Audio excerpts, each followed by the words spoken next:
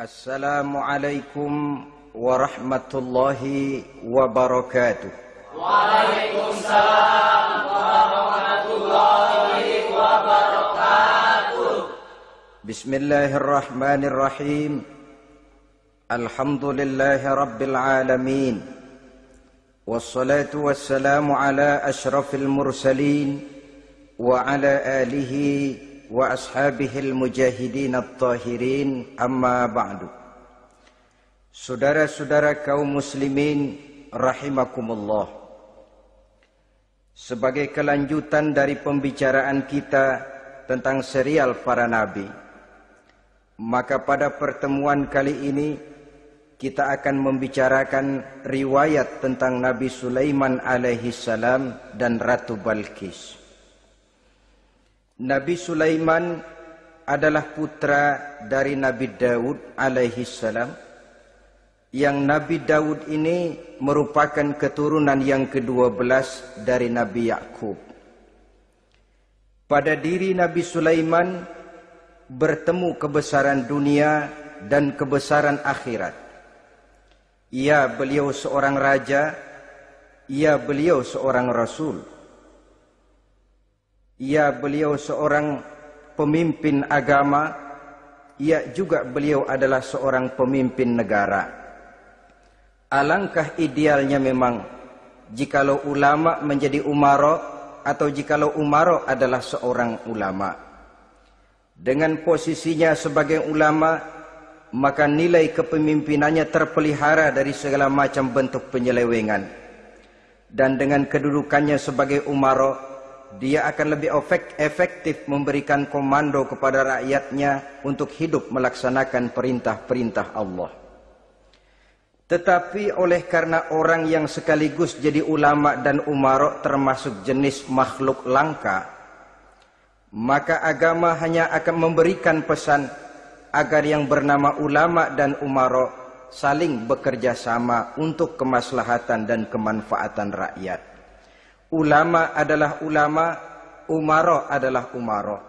Jikalau keduanya bisa berjalan dan berdampingan dengan baik, rakyat akan jadi nikmat. Tapi kalau keduanya centang perenang, tentu rakyat akan jadi kiamat adanya. Ma'asyiral muslimin rahimakumullah. Mengapa figur Nabi Sulaiman adalah figur yang bertumpu kebesaran dunia dan akhirat? Kita lihat dari sejarah bahwa Allah memberikan mukjizat kepada para rasulnya biasanya sesuai dengan kecenderungan umat yang dihadapi pada waktu itu. Umat yang dihadapi Nabi Musa alaihi salam adalah umat yang senang kepada kegagahan, suka kepada bentuk badan yang kuat. Oleh karenanya mukjizat yang diberikan Allah kepada Nabi Musa berupa kekuatan baik tongkat maupun tenaganya.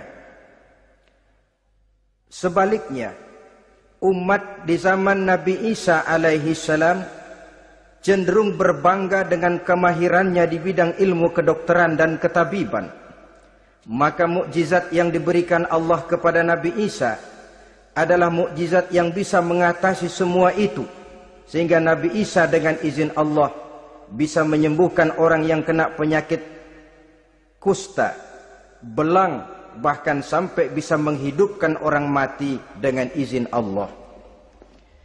Di zaman Nabi Muhammad sallallahu alaihi wasallam, kecenderungan umat kepada kemampuan bersyair, sehingga ketika itu yang dihargai adalah ujung tombak dan ujung pena. Ujung tombak dalam arti pahlawan perang, dan ujung pena dalam arti seniman dan penyair. Maka di antara mukjizat terbesar yang diberikan kepada Nabi adalah Al-Quranul Karim, yang keindahan gaya bahasanya tidak seorang penyair pun sanggup menandinginya. Di zaman Nabi Sulaiman alaihi salam, kebesaran dan kemegahan dunia, kekuatan dan kejayaan menjadi ukuran. Kita tahu bahwa Jalut yang dihadapi oleh Nabi Daud adalah seorang yang bertubuh besar dan gagah perkasa, yang dalam sejarah lebih kita kenal dengan nama Goliat misalnya. Maka tidak heran kalau mukjizat yang diberikan Allah kepada Nabi Musa merupakan mukjizat yang bertumpu antara kebesaran dunia dan kebesaran akhirat. sebagai raja dan juga sebagai nabi. Tetapi yang patut menjadikan pelajaran buat kita terhadap seluruh kebesaran yang diberikan itu, Nabi Sulaiman berkata, "Haza min fadli Rabbi liyabluwani aashkuru am akfuru." Semua ini, kekuasaan dan kebesaranku, kejayaan dan kekayaanku adalah anugerah Tuhan untuk menguji diriku. Adakah aku menjadi bersyukur karenanya atau malah aku menjadi ingkar karenanya? Alangkah baiknya jikalau ucapan Nabi Sulaiman ini kita bisa resapi dan kita bisa terapkan dalam kehidupan ini. Seorang pedagang yang berhasil berkatalah seperti perkataan Nabi Sulaiman. Seorang pejabat dengan kedudukan tinggi berkatalah seperti perkataannya Nabi Sulaiman. Seorang ulama dengan posisi sebagai pemimpin yang non formal berkatalah seperti perkataan Nabi Sulaiman. Seluruhnya berkata, "Haza min fadli Rabbi."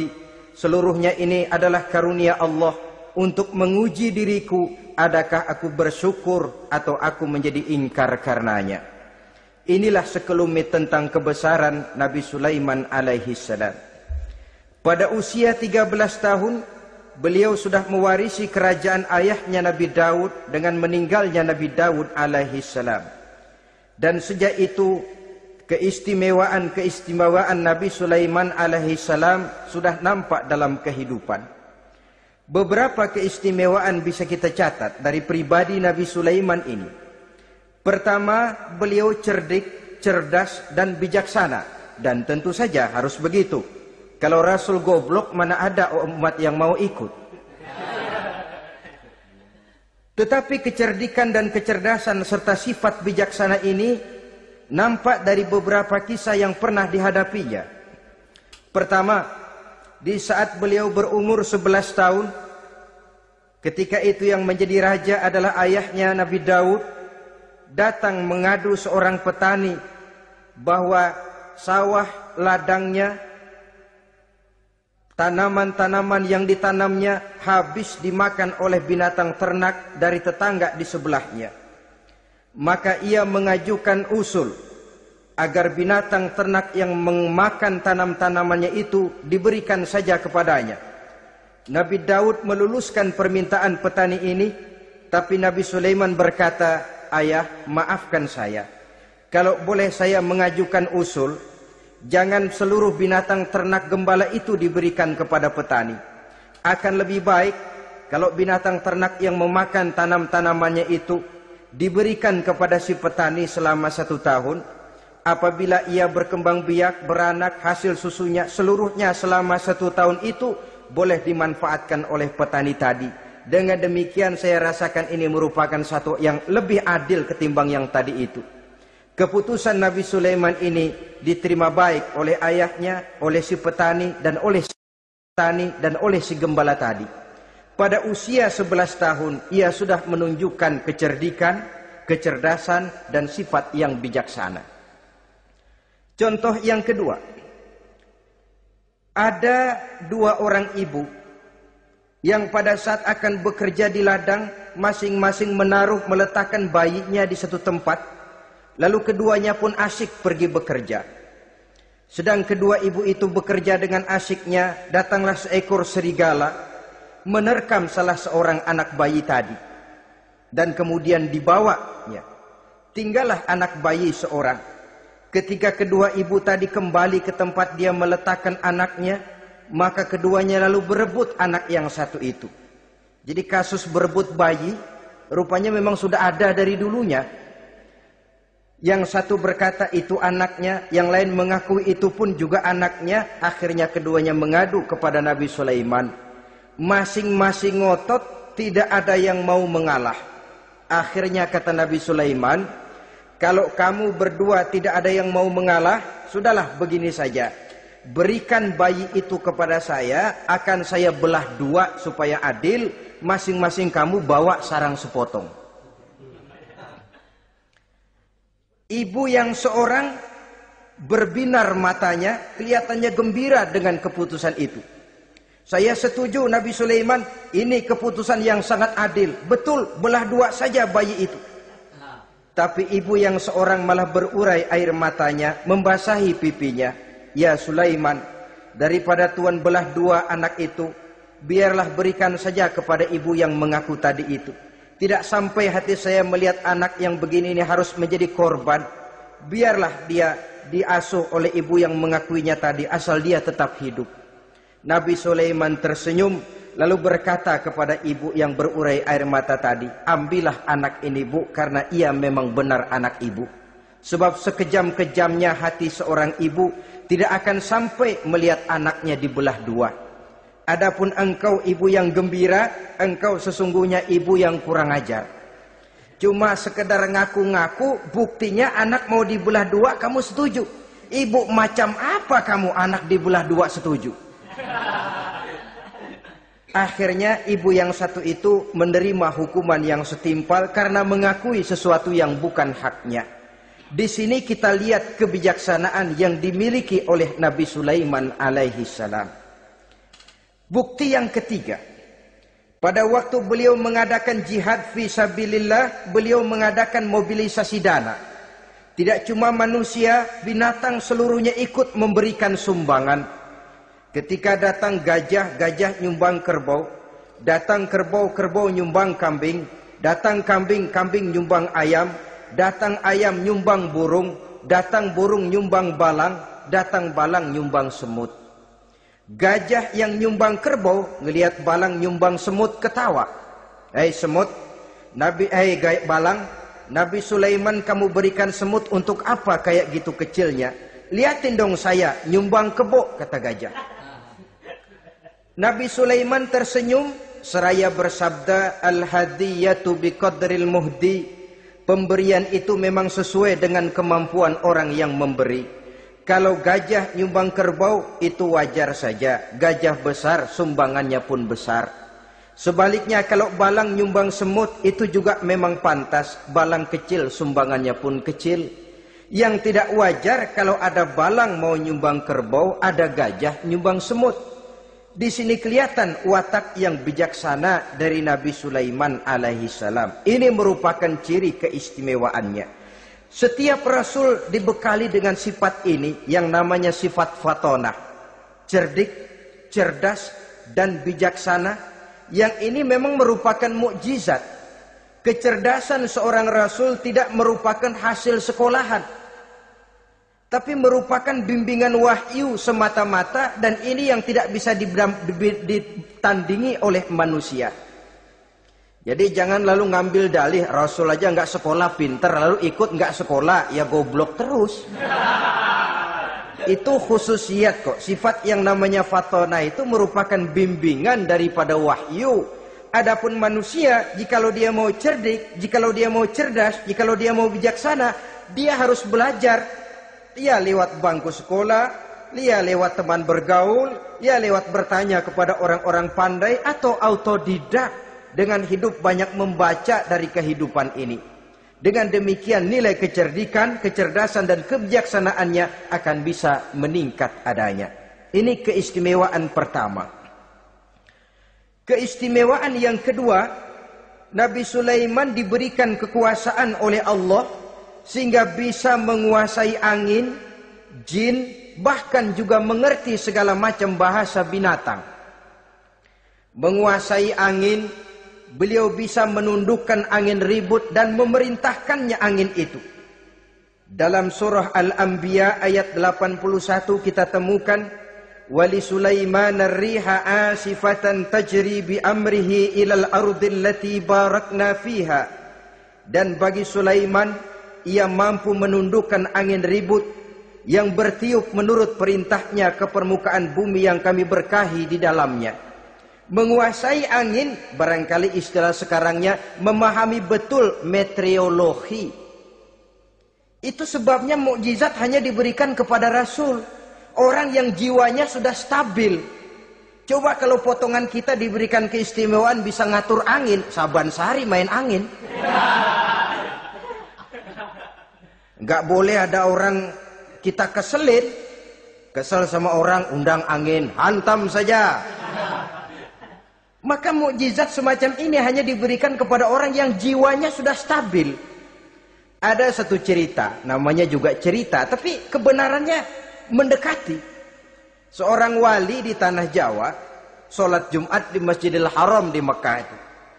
Namanya wali kalau di Jawa kan pakai belangkon. Dia sembahyang di Masjidil Haram. Ini ada orang Arab usil, tumben ngelihat belangkon.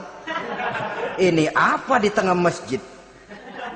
Dia tepak belangkon itu, miring di atas kepala. Begitu belangkonnya miring, tanah kayaknya ikut miring. Sehingga penduduk heran, ini apa tanah jadi miring begini? Lalu ada seorang wali juga yang alim dan mengerti, lihat-lihat di tengah Masjidil Haram ada belangkon miring di atas kepala. Jangan-jangan ini sebabnya ini. Dia samperin, dia dananin lagi tuh belangkon rata, tanah kelihatannya kayak rata lagi. Keistimewaan seperti ini pun hanya diberikan kepada orang yang jiwanya memang sudah stabil. Coba kayak kita diberikan keistimewaan kayak begitu, main belangkon melulu. Saudara-saudara kaum muslimin rahimakumullah, juga bisa menguasai jin, memerintahkan jin, dan juga mengerti segala macam bahasa binatang. Kita bisa lihat dalam surah As-Saba ayat 12 misalnya. Demikian juga tentang mengerti bahasa binatang. Pada satu hari Nabi Sulaiman dan bala tentaranya lewat di satu lembah. Lembah itu kebetulan lembah semut. Ketika mereka lewat di lembah itu, Raja Semut lihat dari kejauhan, dia pidato kepada rakyatnya para semut itu. Apa katanya? Ya ayyuhan namlu dukhulu masakinakum. La yahtimannakum Sulaiman wa junuduh wa hum la yash'urun. Jadi ini Raja Semut melihat Nabi Sulaiman datang bersama seluruh bala tentaranya, dia pidato kepada rakyatnya. Saudara-saudaraku rakyat semut, di mana saja suara saya bisa didengar. Perhatikan, lembah itu kebetulan lembah semut. Ketika mereka lewat di lembah itu, Raja Semut lihat dari kejauhan, dia pidato kepada rakyatnya para semut itu. Apa katanya? Ya ayyuhan namlu dukhulu masakinakum. La yahtimannakum Sulaiman wa junuduh wa hum la yash'urun. Jadi ini Raja Semut melihat Nabi Sulaiman datang bersama seluruh bala tentaranya, dia pidato kepada rakyatnya. Saudara-saudaraku rakyat semut, di mana saja suara saya bisa didengar. Perhatian, perhatian. Ini Nabi Sulaiman mau lewat dengan seluruh bala tentaranya. Kamu semua supaya masuk ke dalam lubang kamu masing-masing. Sebab kalau kamu nggak masuk ke lubangmu masing-masing, akan diinjak oleh Sulaiman dan bala tentaranya. Sedangkan mereka tidak tahu kalau kamu kena injak. Masuklah semut itu seluruhnya ke dalam lubangnya masing-masing. Nabi Sulaiman senyum. Fatabassama dhahikan min qawliha. Mendengar ucapan Raja Semut ini, Nabi Sulaiman tersenyum. Lalu berkata, apa katanya? Rabbi auzi'ni an ashkura ni'mataka allati an'amta alayya wa ala walidayya wa an a'mala salihan tardahu wa adkhilni birahmatika fi ibadika salihin. Satu pengakuan yang tulus, yang jauh dari watak kesombongan. Mendengar Raja Semut berkata semacam itu, beliau senyum. Lalu berkata, wahai Allah, tetapkan kiranya hati saya ini untuk selalu bersyukur terhadap nikmat yang Engkau karuniakan kepada saya. Karena nikmatku, nikmat yang Engkau berikan kepadaku, saya mengerti bahasa binatang. Karena mengerti bahasa binatang, saya mengerti seruan Raja Semut itu. Tetapkan saya untuk selalu bersyukur ya Allah atas nikmat yang Engkau berikan ini, atas nikmat yang Engkau berikan kepada kedua orang tua saya, dan tetapkan saya untuk selalu melakukan amal soleh yang Engkau ridhoi, dan masukkan saya ke dalam golongan hamba-hambamu yang soleh. Satu pengakuan yang tulus, yang jauh dari sifat kesombongan.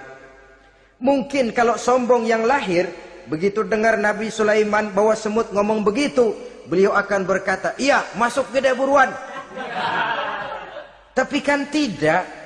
Malah beliau perintahkan bala tentaranya, pasukan berhenti. Ada apa Nabi Sulaiman? Di depan kita ada kerajaan semut. Mereka lagi kocar-kacir masuk ke sarangnya masing-masing. Tunggu sampai mereka masuk dan kita bisa lewat dengan aman tanpa harus menginjak-injak mereka. Bala tentaranya di stop dan berhenti. Ternyata kebesarannya tidak menyebabkan ia lalu memandang remeh sampai kepada makhluk yang bernama semut sekalipun. Masih tetap dihargainya sebagai makhluk dari Allah Subhanahu wa ta'ala. Sesuatu yang perlu menjadi contoh kita semua. Sebab orang bilang kadang kacang sering lupa akan kulitnya. Kadang posisi kita yang tinggi menyebabkan kita lupa dari mana kita berasal. Kadang harta yang kita miliki menyebabkan kita lengah dari mana kita datang. Akhirnya yang timbul adalah sifat sombong dan angkuh. Ibarat kata orang, kacang lupa dengan lanjarannya. Ma'asyiral muslimin rahimakumullah. Ini kebesaran dan keistimewaan yang diberikan Allah kepada Nabi Sulaiman alaihi salam. Apa yang perlu kita jadikan tamsil dan ibarat dari kebesaran ini? Saudara-saudara kaum muslimin rahimakumullah. Keadilan sebagai umara yang berpadu dengan kebijaksanaan sebagai ulama. Satu hari seorang sahabat bertanya kepada Rasulullah sallallahu alaihi wasallam. Ya Rasul, kalau pada satu saat ajal merenggut Tuhan berlalu meninggalkan kami sekalian, kita berpisah untuk selamanya ya Rasul. Dalam kondisi semacam itu, azahrul ardi khairul lana ambatniha. Mana yang lebih baik ya Rasul buat kami kalau sudah ditinggalkan oleh Tuhan? Permukaan bumi atau perut bumi yang lebih baik? Ini pertanyaan dengan bahasa kinayah. Permukaan bumi maksudnya hidup. Perut bumi maksudnya mati. Orang kalau sudah masuk ke perut bumi kan habis. Ya Rasul, kalau engkau sudah tidak ada meninggalkan kami semua, mana yang lebih baik buat kami, hidup atau mati? Bukan main pertanyaan ini. Di satu sisi menggambarkan cintanya sahabat kepada Nabi. Sehingga kalau tidak bisa mati bersamaan, biarlah mati beriring saja. Di lain pihak juga mencerminkan bingungnya sahabat kalau sudah ditinggalkan oleh Rasul. Atas pertanyaan ini apa jawab Rasul? Kamu nggak usah khawatir. Walaupun aku sudah tidak ada, kembali ke hadratullah azza wa jalla, meninggalkan kamu semua, kamu tidak usah bingung. Dengan syarat, idza kana umaraukum khiyarukum wa amrukum syura bainakum wa aghniyaukum askhiyaukum fa zahrul ardi khairul lakum min batniha. Kalau saja para umara, kalau saja pemimpin-pemimpin kamu adalah orang-orang yang terbaik di antara kamu, dan seluruh persoalan yang kamu hadapi dapat kamu musyawarahkan dengan baik, lalu orang-orang kaya di antaramu adalah orang-orang yang dermawan, ketika itu walaupun aku sudah tidak ada, hidup lebih baik daripada mati. Permukaan bumi lebih baik daripada perut bumi. Dengan catatan tiga tadi. Pemimpinmu orang yang terbaik di antara kamu, segala persoalan kamu musyawarahkan, dan orang kayamu orang dermawan. Walaupun aku tidak ada, hidup lebih baik daripada mati. Tapi sebaliknya kata Nabi, idza kana umaraukum syirarukum. Kalau umarokmu, pemimpin-pemimpinmu adalah orang-orang yang terjahat di antara kamu. Wa amrukum ala nisaikum. Dan segala urusanmu sudah diatur oleh perempuan. Walaupun dia tidak naik di bidang eksekutif, tidak memegang kekuasaan, tapi kekuasaan bayangannya jauh lebih menentukan daripada kekuasaan yang sesungguhnya. Kalau perempuan sudah ikut campur mengaturmu, kemudian wa askhiyaukum bukhalaukum. Orang-orang kaya di antaramu adalah orang-orang yang bakhil bin pelit alias kikir. Maka ketika itu kata Nabi, fabatnul ardi khairul lakum min zahriha. Perut bumi lebih baik daripada permukaan bumi. Apa yang bisa diharapkan dari pemimpin yang zalim? perempuan yang sok kuasa, dan orang-orang kaya yang bakhil dan pelit. Dalam kondisi semacam itu, bertemulah kita dengan yang bernama kiamat. Dan kalau sudah kiamat macam itu, kata Nabi, perut bumi lebih baik daripada permukaan bumi. Maka yang kita perlukan sekarang adalah kerjasama antara ulama dengan umara. Ulama bukan umara, umara pun bukan ulama. Harus saling kerjasama dan jangan saling memperalat. Kerjasama menurut bidangnya masing-masing, menjadi yang terbaik di bidangnya. Jangan sudah jadi kiai karena ingin berpartisipasi aktif lalu pindah jadi pemborong jembatan. Tidak sadar akan profesinya. Dan orang lalu tidak bisa berkata, apaan kiai mubalik bisanya cuma ngomong saja.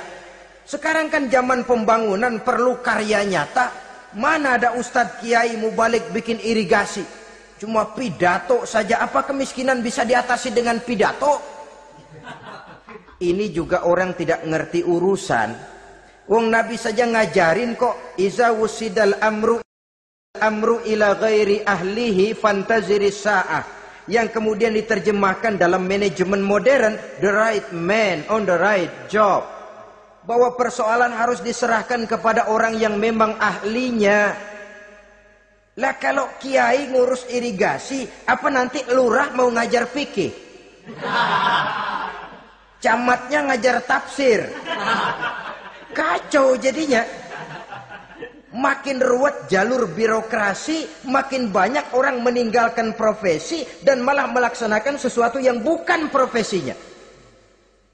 Untuk memberesi keruwetan birokrasi, termasuk diantaranya menanamkan kesadaran profesi yang menimbulkan kebanggaan, dan kebanggaan yang membuahkan tanggung jawab terhadap profesi itu. Sebab orang kalau sudah bekerja menurut profesinya, walaupun tidak kaya, tapi hidupnya tenang. Kenapa? Karena panggilan jiwanya. Seorang kiai yang diajak ngobek, walaupun objeknya gol puluhan juta, kaya, belum tentu tenang. Karena saya yakin bukan ke sana panggilan jiwanya. Ma'asyiral muslimin rahimakumullah. Itulah sebabnya kerjasama. Ulama membangun lingkungannya, ulama membangun manusianya, umara membangun lingkungannya, sehingga terciptalah wujud daripada pembangunan manusia seutuhnya, ya zahirnya, ya batinnya. Seluruh kita berpartisipasi, hanya bidangnya saja yang berbeda-beda. Jangan yang satu merasa lebih berjasa dari yang lain, jangan yang satu merasa lebih penting dari yang lain. Seluruh kita penting, seluruh kita berjasa, cuma bidang kita saja yang berbeda-beda. Inilah bahasa Quran, kullun ya'mal ala syakilatih. Setiap orang bekerja menurut profesinya masing-masing. Ma'asyiral muslimin rahimakumullah. Kita kembali kepada riwayat Nabi Sulaiman alaihi salam. Satu hari ketika beliau sedang menginspeksi pasukan, berkumpullah pasukan beliau itu, ya tentara yang manusianya, ya pasukan jinnya, ya seluruh binatang-binatangnya berbaris. Beliau selaku inspektur upacara mengadakan inspeksi pasukan. Dari sekian pasukan-pasukan yang diperiksanya pada waktu itu, Nabi Sulaiman melihat tidak terdapat burung hudhud. Beliau bertanya-tanya, "Ma liya aral hudhuda am kana minal ghaibin?" Kemana burung hudhud? Orang lain pada kumpul, dia sendiri tidak ada. Awas kalau dia datang, kalau dia tidak bisa memberikan alasan yang tepat kemana dia, akan saya berikan sanksi dan hukuman. Ini namanya pemimpin yang bertanggung jawab toh. Seorang pun dari yang dipimpinnya tidak ada, menjadi pertanyaan. Tidak lama kemudian datang burung hudhud. Begitu datang lalu memberikan laporan kepada Nabi Sulaiman. Kalau istilah sekarang, begitu dia sampai berdiri hormat, lapor, kata hudhud ini.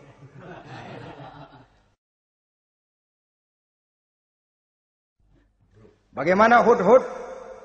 Maaf Tuan Raja, saya terlambat. Iya, kenapa terlambat? Patroli Tuan Raja. Kemana saja kamu patroli? Keliling. Lalu apa hasilnya? Inni wajadtu imra'atan tamlikuhum wa utiyat min kulli syai'in wa laha 'arsyun 'azim. Saya baru patroli ke satu negara yang bernama Sabah, Tuan Raja. Sabah, saudara tahu Sabah? Di mana itu? Dekat ibu kota Yaman sekarang. Di sana Tuan Raja, kata Hudhud ini, wajadtu imra'atan tamlikuhum. Yang jadi raja perempuan. Kalau Tuan raja besar, Tuan orang laki. Ayah Tuan raja besar Nabi Daud laki. Ini mah model Tuan Raja. Orangnya rajanya raja besar tapi perempuan. Tumben saya ngelihat ada raja perempuan. Kerajaannya begitu besar. Begitu. Iya. Lalu dia jadi raja bagaimana? Ia mewarisi kerajaan ayahnya Sri Baginda Raja Syarahil. Ketika ayahnya wafat dia naik. Walaha arsun azim. Singgasananya besar, bagus, antik Tuan Raja. Terus bagaimana lagi? Wajadtuha wa qaumaha yasjuduna lisyamsi min dunillah. Yang jadi pikiran saya Tuan Raja, dengan kekuasaan yang besar, mereka itu seluruhnya, seluruh bala tentaranya dan kaumnya, yasjuduna lisyamsi. Mereka menyembah matahari, bukan menyembah Allah. Mendengar ini Nabi Sulaiman tergerak hatinya. Waktu mendengar rajanya perempuan, kekuasaannya besar, belum tergerak. Tapi ketika sampai kepada yasjuduna lisyamsi, mereka sujud kepada matahari, di situ pribadi seorang rasulnya tergerak. Siapa nama ratu itu? Namanya Ratu Balkis Tuan Raja. Begini Hudhud, laporan kamu saya terima. Alasan kamu datang terlambat bisa dipertanggungjawabkan. Kamu tidak kena hukuman. Cuma begini saja Hudhud, karena kamu yang laporan, kamu yang tahu lokasi negaranya, kamu yang harus melaksanakan tugas ini. Apa Tuan Raja? Idhab bi kitabi hadza fa'alqih ilaihim. Kamu berangkat lagi ke negeri Sabah, bawa surat saya, berikan kepada mereka. Thumma tawalla anhum. Kemudian kamu berpaling dari mereka, tapi jangan pulang. Fanzur madza yarji'un. Lihat apa reaksi mereka setelah menerima surat ini. Baik Tuan Raja, baik. Nabi Sulaiman menulis sepucuk surat kepada Ratu Balkis. Dan surat itu dibawa oleh burung Hudhud tadi. Terbanglah si burung Hudhud ini ke negeri Sabah. Masuk ke istana Ratu Balkis. Dan surat itu jatuh di kamar Ratu Balkis. Diambil surat tadi, kemudian dibaca. Apa isi suratnya? Innahu min Sulaiman. Wa innahu bismillahirrahmanirrahim. Alla ta'lu alayya. Wa'tuni muslimin. Surat ini dari Sulaiman. Bismillahirrahmanirrahim. Jangan kamu merasa lebih tinggi dari aku. Datanglah kepadaku dan masuk ke dalam agama Islam. Suratnya singkat, padat, ultimatum. Jadi enggak pakai bahasa kembang, enggak pakai bahasa basi, langsung kepada isi. Surat ini dari Sulaiman. Bismillahirrahmanirrahim. Jangan kamu merasa lebih tinggi dari aku. Datanglah kepadaku dan masuklah ke dalam agama Islam. Ini yang disebut dakwah langsung tanpa pakai kembang. Saudara-saudara, menerima surat semacam ini, Ratu Balkis lalu ngumpulin para pembantu kerajaan, aparat pemerintah lah zaman sekarang. Termasuk menteri-menteri. Dipanggil sidang darurat di istana Ratu Balkis. membahas datangnya surat dari Nabi Sulaiman alaihissalam. Tuan-tuan para menteri, bagaimana Sri Ratu? Saya dapat surat. Dari mana? Dari Sulaiman. Katanya apa? Jangan kamu merasa lebih hebat dan lebih tinggi dariku. Datanglah kemari dan masuklah ke dalam agama Islam. Menurut pendapat tuan-tuan menteri, bagaimana surat ini? Apa kita penuhin permintaannya? Kita datang rame-rame masuk Islam? Oh, kata menteri, jangan dulu tuanku. Gengsi dong. Kita ini kan kerajaan besar. Tentara kita gagah. Masa mau menyerah tanpa syarat? Ini kan kerajaan besar. Tentara kita gagah. Masa mau menyerah tanpa syarat? Soal nanti kita kalah atau menang itu soal lain, Tuan Perdana Menteri, Tuan Ratu. Tapi bahwa kita punya harga diri itu harus kita tunjukkan lebih dulu. Jadi menurut Tuan Menteri bagaimana? Kami sih nunggu komando Tuan Putri saja. Artinya kalau boleh perang saja. Cuma mau duluin takut dikira nyelongcong. Kami sih gimana komando Tuan Ratu saja. Tuan komandokan berangkat, kami segera berangkat. Terserah Tuan Putri, kami seluruhnya loyal, taat dan setia menunggu titah dari Sri Paduka Ratu. Terima kasih para menteriku. Soal kesetiaanmu saya tidak meragukan. Tapi perang dimanapun selalu membawa kerugian. Kita menang, rugi, tentu jatuh korban. Apalagi kalau kita kalah. Dan raja-raja yang mengalahkan negeri-negeri lain selalu membawa kehinaan kepada negeri yang dikalahkannya. Jadi bagaimana? Sekarang begini saja. Kita ambil jalan tengah. Lalu diplomasi dulu. Diplomasi macam apa Tuan Ratu? Kita kirim utusan kepada Nabi Sulaiman. Dari sana nanti kita lihat reaksinya. Saya memang selama ini sudah dengar siapa itu Nabi Sulaiman. Katanya orangnya masih muda, masih bujangan, bijaksana, kekuasaannya besar, tentaranya hebat. Cuma kan baru berita, kita cek. Jadi diplomasi macam apa Tuan Ratu? Kita kirim utusan kepada Raja Sulaiman. Kita bawakan hadiah-hadiahnya. Yang mahal-mahal, mewah-mewah, menarik. Pokoknya yang terbaik di negeri kita berikan kepadanya. Lihat reaksinya. Kalau dia tergiur dengan hadiah itu, dia raja, bukan nabi. Tapi kalau dia menolak hadiah itu, dia memang nabi. Dan apa reaksi kita nanti tergantung sikap Nabi Sulaiman. Aha, kalau begitu setujulah Ratu. Itu memang bijaksana. Diplomasi dulu. Iya, jangan datang-datang main perang aja loh. Perang sih gampang. Tapi ini kan ada meja perundingan. Sepanjang masih kita bisa menempuh jalan damai, damai saja dulu. Baik. Maka diaturlah satu barisan diplomasi untuk menuju Palestina, kerajaan Nabi Sulaiman alaihi salam. Rombongan terdiri dari 500 orang laki-laki dan 500 orang perempuan. Yang laki ganteng, yang perempuan cantik. Yang laki dikendarai dengan kuda-kuda pilihan, dan yang perempuan dikendarai dengan keledai-keledai pilihan.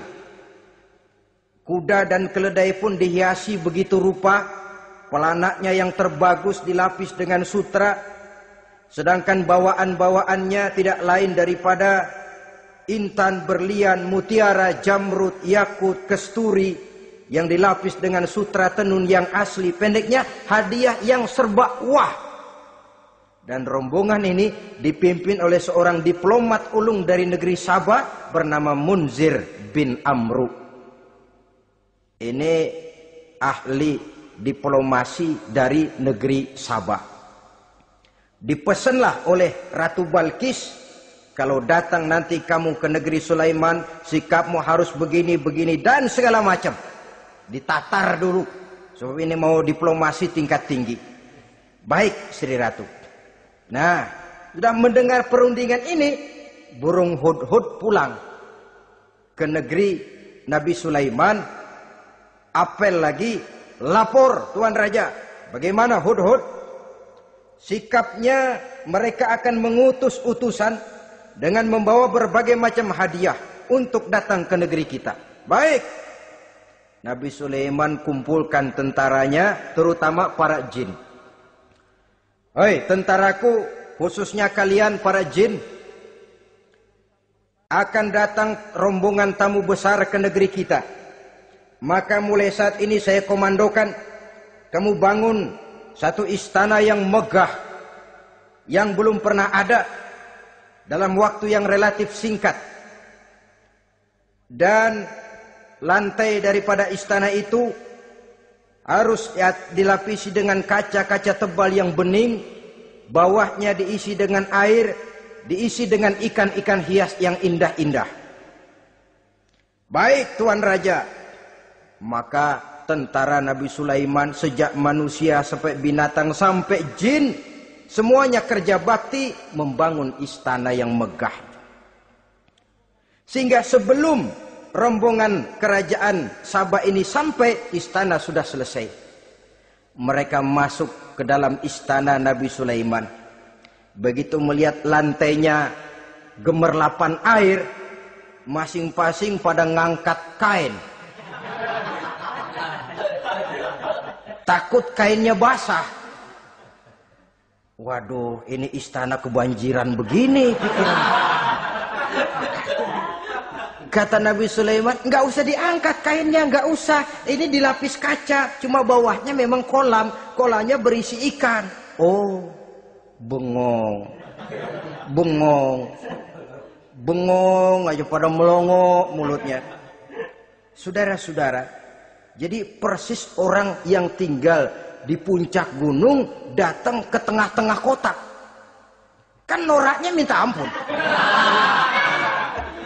Apaan aja ditunjuk. Apaan aja dilihat, apaan aja ditunjuk. Ini ya, itu ya, wah. Wah, sudah semuanya serba wah. Jadi kalau istilah tingkat diplomasinya, mereka sudah kalah mental. Dan itu sudah kemenangan pertama dari Nabi Sulaiman. Sudah shock. Mereka merasa negeri Sabah kaya, luar biasa, hebat. Begitu datang ke negeri Sulaiman, mereka jadi orang norak kayaknya. Sudah kumpul, nah selamat datang tuan-tuan ke negeri kami. Ada pesan apa? Majulah Munzir bin Amru. Tuan Sulaiman, bagaimana? Kami diutus oleh Sri Baginda Ratu Balkis untuk menyampaikan hadiah-hadiah yang kami bawa ini. Intan, berlian, yakut, jamrud, kesturi, dan barang-barang mahal lainnya. Mudah-mudahan Tuhan bisa menerima dengan senang hati. Nabi Sulaiman tersenyum. Lalu beliau berkata, Atumiddunani bimalin, fama atani Allahu khairun mimma atakum. Kamu mau memberikan saya seluruh hadiah-hadiah permata intan ini? Padahal apa yang telah diberikan Allah kepada saya jauh lebih baik dari apa yang telah diberikannya kepadamu. Kamu merasa bahwa saya kekurangan semua ini? Ketahuilah tuan-tuan, saya punya lebih banyak dari apa yang tuan-tuan berikan sekarang ini. Irja' ilaihim, bawa pulang kembali seluruh hadiah ini. Sampaikan salam saya kepada ratumu, Ratu Balkis. Falanatiyannahum bijunudin la qibala lahum biha. Kalau mereka tetap tidak mau datang menyatakan keislaman, kami yang akan datang ke sana dengan seluruh bala tentara kami yang mereka pasti tidak akan sanggup menghadapinya. Saudara bisa baca dalam surah An-Naml ayat 36. Saudara hadirin ma'asyiral muslimin rahimakumullah. Kalau orang sudah silau dengan yang namanya upeti, hadiah, harta, secara mental dia sudah jatuh. Andai kata ketika itu Nabi Sulaiman menerima seluruh hadiah tadi, maka misi kerasulannya tidak akan jalan. Wibawanya hancur. Dan dia tidak akan sanggup lagi mendakwahkan Ratu Balkis untuk masuk ke dalam agama Islam. Dia akan jadi cemoohan di negeri Sabah. Sulaiman ngomong aja dikasih hadiah telap. Nah, ternyata ada yang lebih mahal dari harta, ada yang lebih mahal dari intan dan mutiara, ada yang lebih mahal dari pangkat dan kedudukan. Apa dia? Harga diri. Dan itu yang langka sekarang ini. Lebih baik jalan kaki tapi kita bebas mendongakkan kepala kemanapun kita mau, daripada naik mobil empuk tapi mata nunduk saja nggak berani lihat ke atas. Kehilangan harga diri. Ulama yang kehilangan harga diri akan menyelewengkan ayat. Pejabat yang kehilangan harga diri akan melakukan segala macam penyelewengan dan lain sebagainya. Harga diri sesuatu yang mahal. Terutama di kota-kota besar, kota-kota yang menyandang gelar metropolitan, biasanya harga diri ini sudah tidak dihiraukan orang lagi. Cuma untuk uang yang relatif kecil, cuma untuk kedudukan yang temporer, orang tidak segan-segan mengorbankan sesuatu yang paling mahal yang bernama harga diri. Akhirnya suap merajalela, sogok menjadi-jadi, semir pun menjamur. Bahkan malah kadang-kadang jadi target. Sehingga ada pernah berita jabatan wakil gubernur katanya dikomersilkan. Siapa yang bisa memberikan sekian puluh juta dia akan naik. Ini kalau sudah begini, ya salam. Orang itu kalau memperoleh satu jabatan karena mengeluarkan banyak uang, percayalah saudara, begitu dia naik ke jabatan itu, langkah pertama yang dia lakukan, bagaimana supaya uangnya bisa kembali. Bukan bagaimana bekerja sebaik-baiknya, bukan bagaimana mensejahterakan rakyat sebaik-baiknya. Karena dia merasa naik jabatan banyak mengeluarkan uang, setelah dia naik, gimana supaya pulang modal dulu. Lebihnya kalau ada, baru bekerja buat rakyat. Itu pun kalau nggak keburu pensiun. Kadang-kadang malah lebih celaka lagi, kalau sudah mau pensiun baru bikin pemutihan. Wah, saya baru rajin iktikaf di masjid, pergi haji. Kenapa? Udah pensiun. Tapi waktu masih aktif, tanda tangan masih laku, nota masih dihargai, kata belece masih berwibawa, lupa berbuat untuk hari depan dirinya sendiri, yaitu akhiratnya, konon lagi untuk umat dan agamanya. Jadi untuk mengabdi, berbuat baik kepada umat, berkhidmat kepada agama, iktikaf di masjid, tuan-tuan, tidak usahlah nunggu sampai pensiun.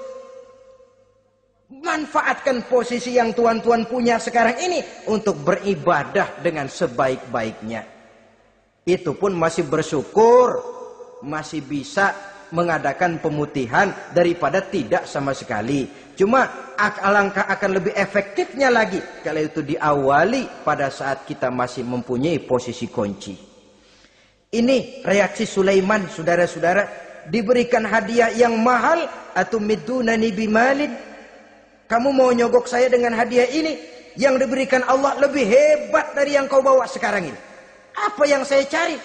Oleh Allah saya telah diberikan sesuatu yang lebih besar dari yang kau bawa. Sudah, bawa pulang saja. Sampaikan salam kepada ratumu. Kalau dia tetap ngotot tidak mau kemari, saya yang akan datang ke sana dengan seluruh bala tentara yang saya yakin sampean akan kewalahan ngadepinnya. Pulang, sampaikan salam saya, bawa seluruh hartamu. Diplomasi tahap pertama menang total. Utusan Raja Sabah sudah kalah mental, kalah juga fisik. Pulanglah mereka dengan membawa kembali seluruh hadiah yang mereka ingin sampaikan tadi. Bisa dibayangkan mentalnya itu, ya. Sama juga kita sudah punya niat ingin menyogok seseorang, tahu-tahu yang mau disogok nggak nerima. Pulang kayaknya muka kan belipet. Sulit ketemu orang. Jadi perasaan kita orang pada ngetawain aja. Padahal orang mah nggak tahu persoalannya. Tapi sikap mental sendiri itu. Jadi memang saudara-saudara ini berkaitan. Walaupun yang mau nyogok banyak, kalau yang disogok nggak mau, nggak jadi. Walaupun ada yang minta disogok, kalau yang mau nyogok nggak ada, juga nggak nyetel. Nah ini nyetel, yang mau nyogok banyak, yang disogok pun ada. Jadilah perbuatan itu. Ma'asyiral muslimin rahimakumullah. Sampai mereka di kerajaan Sabah, mereka ceritakan itu. Ratu Balkis bengong. Ternyata yang saya dengar selama ini memang benar rupanya. Sulaiman bukan cuma raja, tapi juga rasul. Bukan cuma pemimpin negara, tapi juga pemimpin agama. Lalu bagaimana, Sri Ratu? Biarlah saya pikir-pikir dulu. Pikir. Bagaimana ya? Sudahlah, begini saja. Kita sekarang berangkat ke negeri Nabi Sulaiman. Saya yang akan langsung memimpin rombongan. Ada 2 tujuan Ratu Balkis sebenarnya. Tujuan pertama ingin melihat dengan mata kepala sendiri kebesaran Sulaiman yang selama ini dia cuma dengar beritanya saja. Yang kedua, ada udang di balik batu. Kalau setelah Nabi Sulaiman nanti melihat kecantikan Ratu Balkis ini, dia bisa fly. Nah, istilah anak sekarang, dia bisa fly. Nah, siapa tahu kan karena kecantikannya Nabi Sulaiman lalu jatuh hati. Dan Dewi Amor pun bicara, nanti bila mata bertemu mata, bibir ikut senyum, hati berdetak. Maka terjadilah magnet-magnet saling bersentuhan, percintaan tingkat tinggi. Kan lumayan dapat suami, dapat pacar seorang raja besar. Jadi dengan harapan ini berangkatlah langsung memimpin rombongan. Ada 2 tujuan Ratu Balkis sebenarnya. Tujuan pertama ingin melihat dengan mata kepala sendiri kebesaran Sulaiman yang selama ini dia cuma dengar beritanya saja. Yang kedua, ada udang di balik batu. Kalau setelah Nabi Sulaiman nanti melihat kecantikan Ratu Balkis ini, dia bisa fly. Nah, istilah anak sekarang, dia bisa fly. Nah, siapa tahu kan karena kecantikannya Nabi Sulaiman lalu jatuh hati. Dan Dewi Amor pun bicara, nanti bila mata bertemu mata, bibir ikut senyum, hati berdetak. Maka terjadilah magnet-magnet saling bersentuhan, percintaan tingkat tinggi. Kan lumayan dapat suami, dapat pacar seorang raja besar. Jadi dengan harapan ini berangkatlah Ratu Balkis ke negeri Nabi Sulaiman. Hud lapor lagi. Lapor. Gimana Hud? Ini Ratu Balkis yang mimpin sekarang. Baik, kita siap-siap. Begini saja, kata Nabi Sulaiman. Siapa yang bisa bawa singgasana Ratu Balkis ke sini? Jin Ifrit tampil. Saya. Berapa lama kamu perlukan untuk membawa singgasana Ratu Balkis kemari? Sebelum Tuan bangun dari tempat duduk, itu singgasana sudah bisa sampai kemari, Tuan Raja. Bagus. Ada yang bisa lebih cepat? Saya, kata seorang ulama. Berapa lama? Sebelum Tuan kedip. Asal Tuan kedip, Tuan melek lagi, singgasana sudah sampai di sini. Baik, kerjakan. Dalam waktu sekejap itu singgasana Ratu Balkis sudah sampai di istana Nabi Sulaiman. Pasang di sini, biar dia dudukin nanti, robah sedikit biar dia nggak kenalin. Dirombak sedemikian rupa. Masuk Ratu Balkis ke istana Nabi Sulaiman. Terjadilah kemudian di perundingan semacam tingkat tinggi antara raja dengan raja. Bagaimana Tuan Ratu Balkis? Iya, Tuan Sulaiman. Iya, bagaimana? Saya kagum dengan kebesaran Tuan. Bukan kebesaran saya. Seluruhnya ini adalah karunia Allah kepada saya. Saya dengar Tuan menyembah matahari.